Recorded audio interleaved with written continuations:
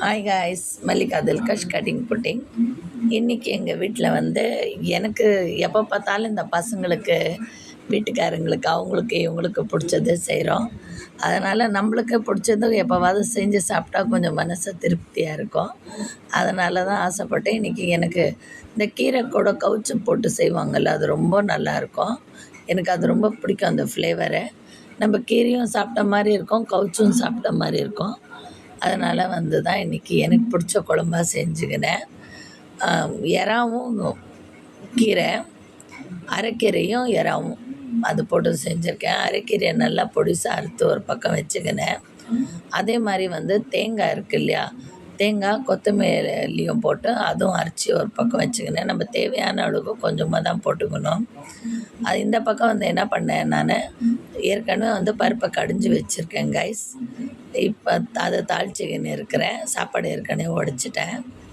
இப்போ இந்த கடாயில் வந்து நான் என்ன பண்ணோன்னா, வெங்காயம் எண்ணெயை போட்டுக்கினேன். எண்ணெய் போட்டு நல்லா வெங்காயம் 2-3 வெங்காயம் போட்டேன்.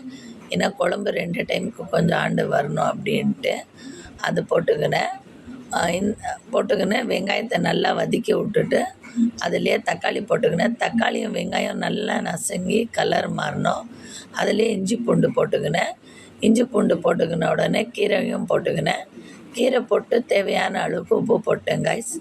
உப்பு போட்டு நல்லா மூடி ஒரு மூடியை வச்சு வதக்க விட்டுட்டேன் கைஸ். அப்போ தான் வதங்கினா தான் கொஞ்சம் நல்லா இருக்கும். அதனால் நான் அப்படியே கொஞ்சம் வதங்க விட்டுட்டேன்.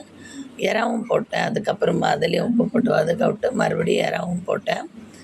எல்லாம் போட்டு நல்லா எறாவையும் அதையும் 2யும் சேர்த்து வதக்கினேன். டேஸ்ட்டாக இருக்கும் அப்படின்ட்டு. இந்த ஸ்டேஜில் தான் இருக்கணும். கீரை போடும்போது முக்கியமாக நம்ம தண்ணி ஊற்றக்கூடாது. ஏன்னா கீரையிலேயே நல்லா தண்ணி வந்துடும். அதை நம்ம கண்டிப்பாக ஃபாலோ பண்ணிக்கணும். அதை அந்த எறாவும் அந்த தண்ணியிலேயே, அந்த கீரை தண்ணியிலேயே வெந்துருச்சு. அப்போ தான் கரெக்டாக இருக்கும்.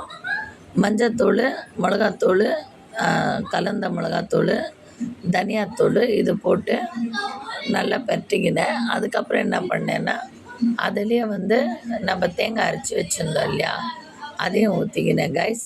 ஆனால் குழம்பு உண்மையாக சொல்லும் ரொம்ப டேஸ்ட்டாக இருந்தது. நான் மட்டும் இல்லை, எங்கள் வீட்டுக்காரரும் நான் நல்லா சாப்பிட்டாரு. என் பொண்ணு இந்த கீரையெல்லாம் வேணான்ட்டு அப்படியே தொக்கா எடுத்து வச்சிருவா. அதெல்லாம் வேணான்னு சொல்லாமல் ரொம்ப நல்லா க்ளீனாக நீட்டாகவே சாப்பிட்டா. எறாவும் கீரை வந்து அவ்வளோ சூப்பராக இருந்துச்சு. இந்த வீடியோ பிடிச்சிருந்தா லைக் பண்ணுங்கள், ஷேர் பண்ணுங்கள், கமெண்ட் பண்ணுங்கள் கைஸ்.